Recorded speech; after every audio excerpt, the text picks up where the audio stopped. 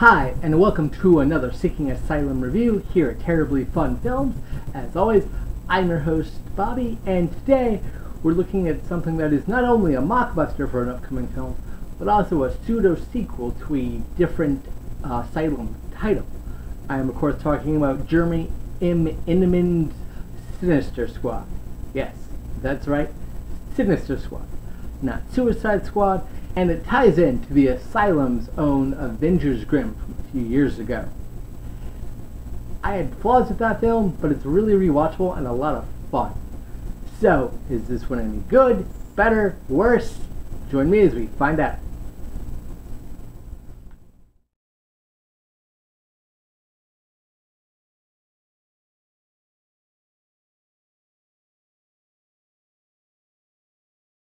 Again, just like with Ghost Hunters being so recent, this came out on the same day and got released yesterday.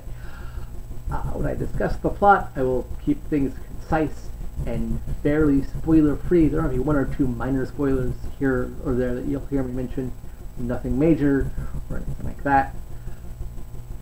The plot goes as such. At the end of Avengers Grimm, the portal opens to combine the fairy tale world and the real world, so Rumpelstiltskin can take over. Our main characters succeed. Some of them stay behind. The magic mirror, which is such a focal point in that film, is in disrepair. It's broken. There are pieces scattered throughout. We come to find out in this film, and this is why I think it is actually related, that the coming of the two parallel universes actually did much more than just that. It sort of threw all these different fairy tale and other dimensions and universes together, so that Alice in Wonderland's universe got combined with Goldilocks' universe, which got combined with Rumpelstiltskin's universe, all into one crazy universe that also takes place in our reality. So in order to regain his powers and to get back home, Rumpelstiltskin has been making deals to try to find a piece of the magic mirror, and that's what we open on. Piper and Goldilocks are kind of on a stakeout in the beginning, getting to Rumpelstiltskin, and they then promptly arrest him under the, I'll call it, fairy tale CIA, and Alice interrogates him, and they come to find out that death is coming for Rumpelstiltskin and will not stop until he gets the magic mirror, gets to make a deal with Rumpel, and sets all these villains free. In order to combat that, Alice and Piper decide that they will release the Mad Hatter, the Big Bad Wolf, Bluebeard, Rumpelstiltskin, and Gilda from their top secret, I guess, facility prison take place in exchange for them fighting off death and not allowing death to literally take over the universe and kill everything. The character of Caraboss is a witch. She's helping death. She is not one of his minions, but she's in love with him and she's helping him, so she goes in and out between the death world, where he's trapped and he can only send minions for a short amount of time to send messages, and the fairy tale world, where she's actively trying to set things up so he can come back. And that's all I'll say on the plot. It's about as crazy as the Avengers Grimm plot. Hearing both plots, you can definitely tell that they're related. Watching both movies, you can see Inman's style very much there. The casting does see one change up from the previous film. The only returning character is Rumpelstiltskin. In Avengers Grimm, he was played by Casper Van Dien and was the bad guy. Van Dien is replaced by Johnny Ray Diaz in this film, and he's still a bad guy, sort of. More of a total anti-hero than complete villain, if that makes sense. The characterization for Rumpelstiltskin is also a bit different. He's a little more crazy kooky this time around, and Johnny Ray Diaz does a fairly good job at portraying that more cartoony, wacky side. He brings a lot of levity to a lot of the scenes, and in the more serious moments, I think he delivers just as well there. I love Casper Van Dien.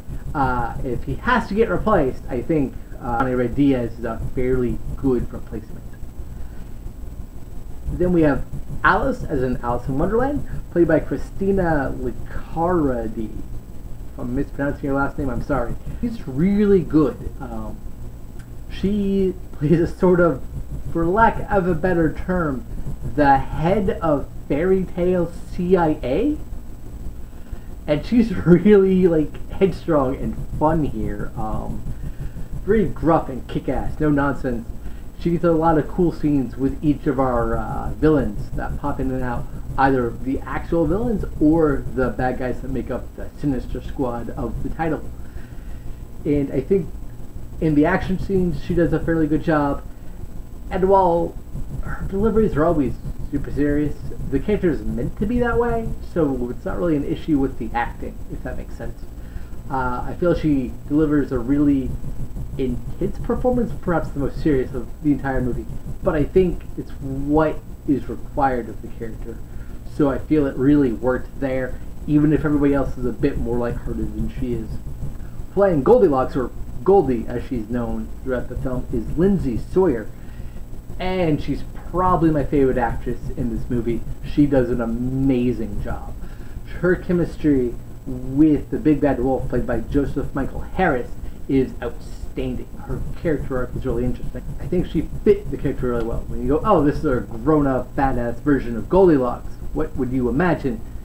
And she fits my idea of that very well. She fits the way the character is written and the character's arc very well. She gets a great action scene near the end of the film with the character of Bluebeard, and it's really intense and fun because you got invested in the character and you got invested in what she's going to do, and that is in part thanks to the acting. As you heard me mention, the Big Bad Wolf is in the movie. He is part of the titular Sinister Squad. He's played by Joseph Michael Harris, and for most of the film he gets to be kind of angry and yell a little bit, sort of like a Hulk who's not completely transformed yet, but he's good. He does have good chemistry with Goldilocks. Their story arc is perhaps the most engaging for me, and I like where everything winds up with them.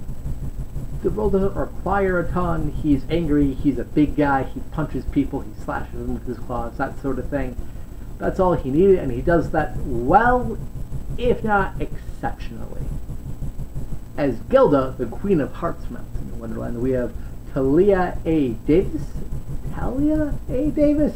One of the two. Well, one of those two pronunciations must be right. And she plays it very much like Helena Bonham Carter in the Alice in Wonderland movie that Disney made with Mia Wachowski, or whatever her last name is. But as opposed to being awkward and not really fitting the serious, somber tone of that flailing piece of shit, here the crazy, humorous, nutbag, raisin cake personality really works. She plays everything big and over the top. Everything's dramatic. Everything's ridiculous. Everything's about her. And I think the actress gets that crazed selfishness down pat. Not saying the actress is that way, the character is written that way. And I think that she really pulls that off. In the wrong hands, this would have been the character that would have sunk the movie. She's so hyper, so annoying, and so full of herself, even in literal life or death moments, and she will never shut up.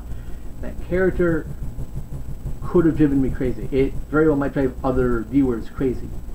But I think Talia A. Davis brings enough warmth and understanding to that character behind the crazy facade, and her romance with Rumpelstiltskin is really well played out, that I think you can empathize with her a little bit, so she's not just an annoying sidekick character.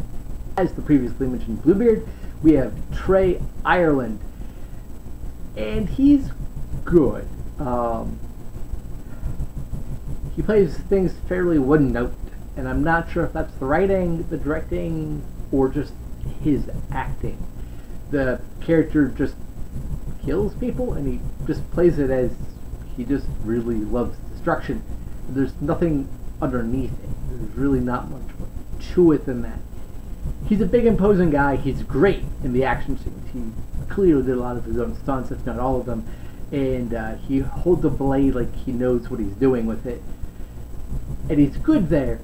But in anything a little bit more dramatic, which there aren't too many scenes with him like that, I don't know if they totally work. Again, I'm not sure if that's the actor or if that's just the fact that Bluebeard's probably the most underserved character in terms of story arcs and that kind of thing. Then we have the character of Piper, played by Isaac Reyes. I don't know what Piper's from. I don't recognize him from a fairy tale, from Alice in Wonderland, or for anything that could be considered in that same vein. I am uncertain of that. But the actor is really fun. He's got a nice flight of fancy about him, and I think he makes the more serious moments a little more palpable because the character is very likable. You just see him and you instantly relate to him. You instantly think he's somebody you root for and you want to see get through all the crazy chaos going on. As the witch Caraboss, we have Fiona Renee, and at first drove me a little bit crazy. It's a very snaring, very jittery, movement-filled thing. But as the movie progressed and I saw where they're going with the character, I actually think the performance ends up really working in her favor, especially with some stuff that happens at the end. She's obsessed with death. She wants to marry death, and their scenes are a little chaotic. They're meant to be, and there's just so much else going on that you could feel sort of her performance sort of overwhelms all that.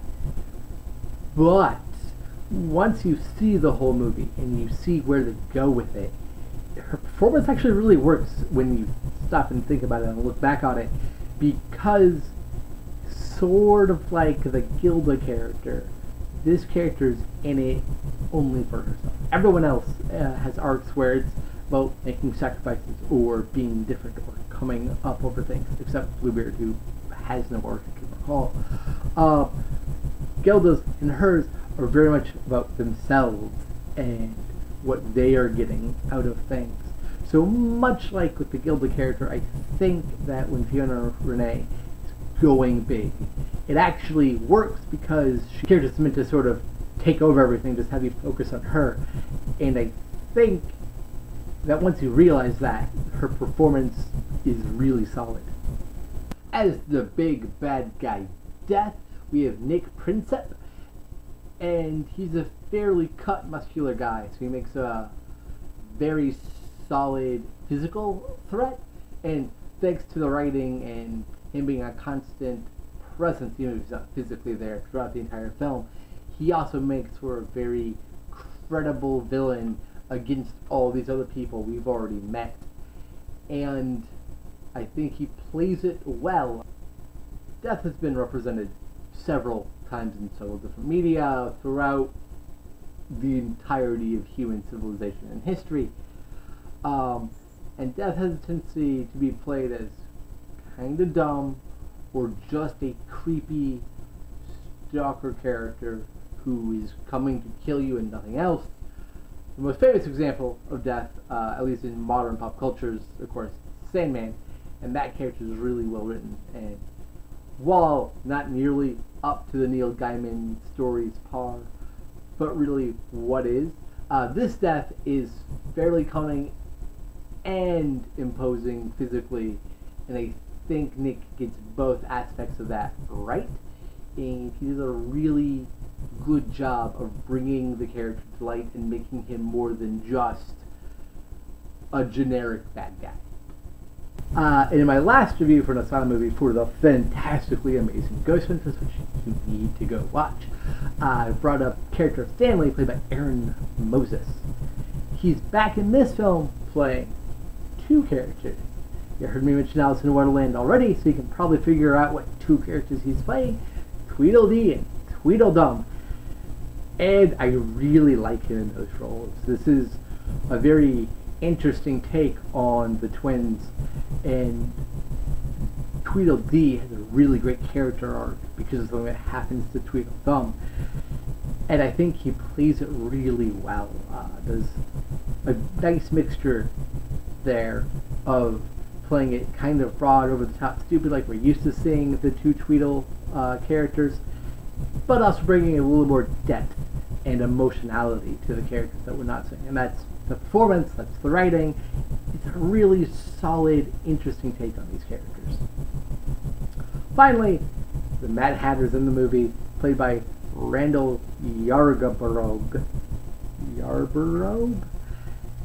And this character's off the wall nuts, as every version of the Mad Hatter should be, and is literally tripping throughout most of the film. Yarborough, he's good, he's fine, he looks like what I'd imagine a Mad Hatter in this universe would look like. But again, he's tripping balls most of the movie, so the script doesn't require him to really do a ton. With all that being said, though, he is certainly entertaining to watch, so I think he did a good job in that regard. Jeremy Inman not only directed the movie, he also wrote this, and he's done lots of other work for the Asylum. He's been an actor in some of the movies like Hansel vs. Gretel and Dead 7. He has also written Martian Land, and he's done tons of visual effects work. And that showed in the first movie, that shows here. But this is only the second movie he's directed for them. And a lot of the flaws I had with Avengers Grimm came from the direction. Weird plot hole things that didn't add up, odd continuity errors, and one terrible performance. The director is part of the casting process, and one giving the actress day-to-day notes on what to do, what to feel, how to act. That can all be put at him. This is a much more confident, solid, technically proficient movie than Avengers Grimm.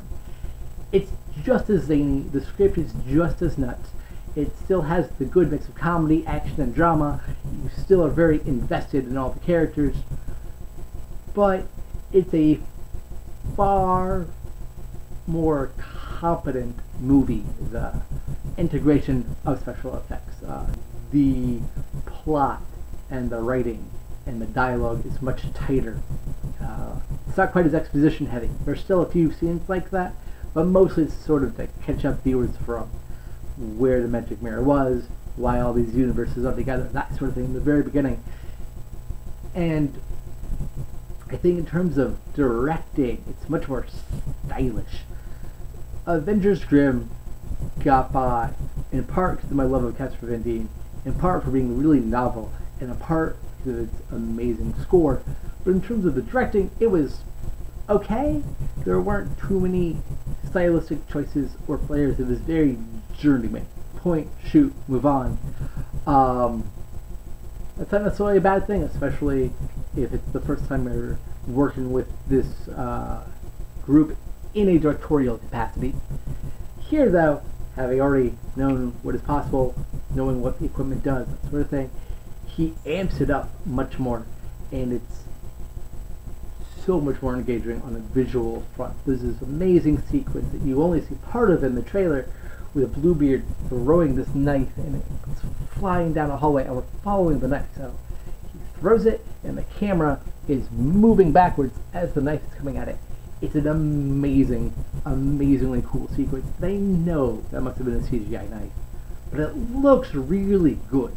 It's such a stylistic shot that even if it didn't look quite as good, I wouldn't be bothered by it because of what it means in context to the film, to the action, to the actors, to the characters, that sort of thing. There's also a really cool sequence where Death is being woken up by Carabas, and the staging there is really interesting. Again, he's trapped in just one spot basically for a lot of the film, and he's only a presence until later on. And the way she pops in and wakes up and throws her off, and the way that's shot, and the way she comes back into the frame is really interesting. But I think the most interesting aspect in terms of the directing is the lighting, because the lighting is outstanding. Much like in the first movie, which also had great lighting, the lighting here really adds to the fairy tale world, to the fairy tale look. It's really interesting stuff. The costumes also really work here. They put a sort of mask thing, very reminiscent of the Silence of the Lambs kind of Electro thing, on Rumpelstiltskin once he's captured, so he can't speak, which means he can't charm and cast his spells over people to make them do whatever he wants. And that's a really cool mask. He has this crazy hair color and this sort of almost Joker-inspired outfit, and it looks really neat. It's very vibrant, and the colors pop really well. Bluebeard probably is my favorite costume. Normal hair, just a Bluebeard, and then a very nice, like, captain sailor, like 1800s captain sailor suit. So long blue coat, the buttons, all that jazz, and then it really fits the character, and it looks really interesting and engaging. Alice's costume looks good, but it's not quite as fairy tale enhanced as some of the others. It's white with some black and black shorts type stuff, and like black suspenders almost. It's a play on how she's been described in the books before, minus the blue. But it looks so modern that I'm not sure it completely works as conveying she's a fairy tale character. Goldilocks, same way. Not in bad costume, but just sort of slightly fashioned or gussied up regular clothing, if that makes sense.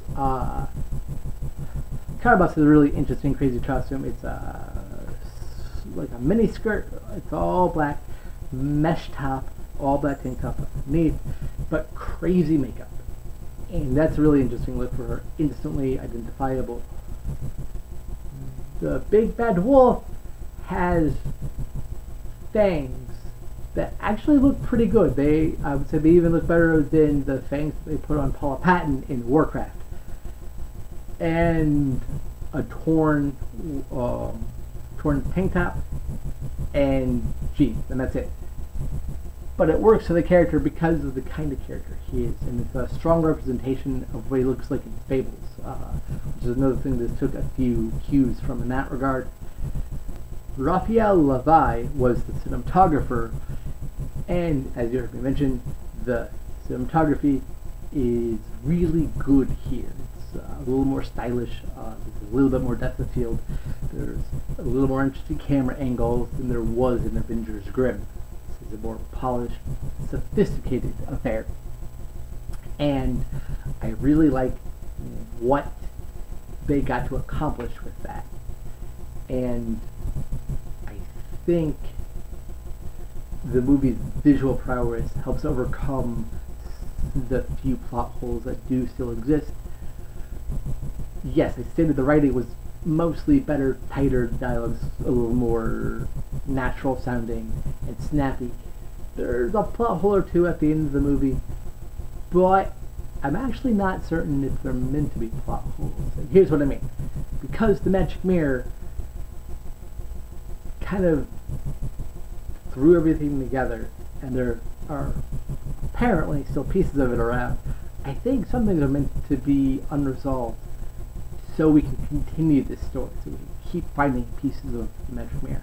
And if that's the case, and another one comes out, and they go, oh, well, that's actually because of this thing in this movie, it won't be a huge deal. I would prefer it not to exist that way, but you could theoretically rewrite it and still make it interesting and make it no longer be a plot hole.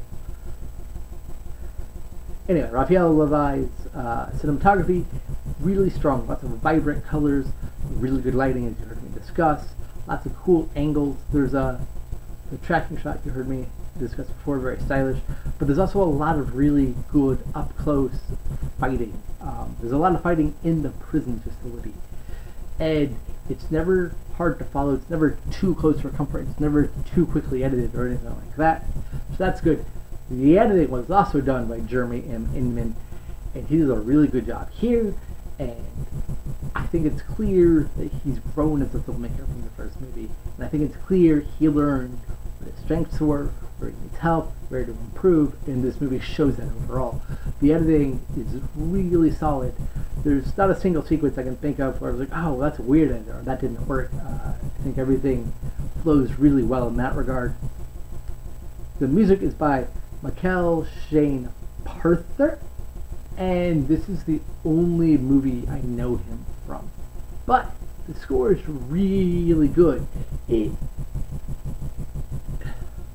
sounds very fantasy oriented. It's a lot of musical cues and stuff you associate with fantasy and fairy tales, and it keeps the movie's momentum going fairly well in scene to scene, especially in the big fight at the end.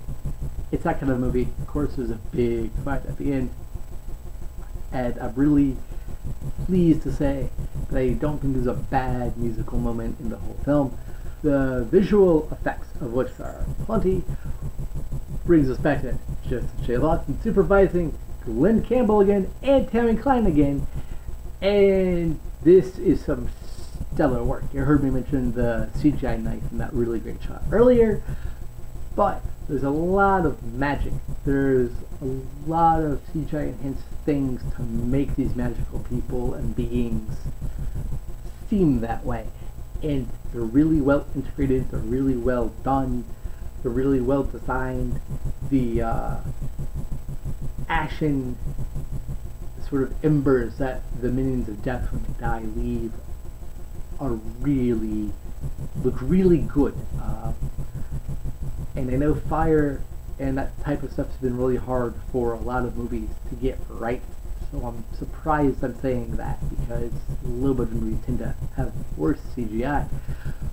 While it doesn't 100% look like actual embers within context, because fantasy creatures, fairy tale beings, yada yada, it actually works to be like, oh, well, that's that, but it's because they're magical, it doesn't look totally like what we're used to, and I think they play off of that well.